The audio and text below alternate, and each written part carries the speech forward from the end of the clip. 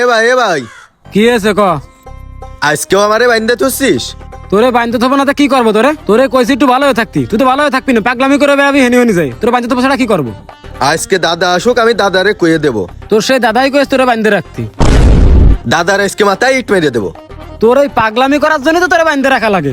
একটু ভালো হয়ে চলতে তোমার কি হয়? এইবার যদি আমারে ছেড়ে দিস, আমি দৌড়ো এই ইন্ডিয়ায় চলে যাবো। ছাড়লি ইন্ডিয়ায় চলে যাবি? আজকের পরে তো তোর আমি 1 সেকেন্ডের জন্য ছাড়বো না। এ ভাই, তাহলে যদি আমার আগামতা লাগে? একে নিয়ে আগামতা করবি?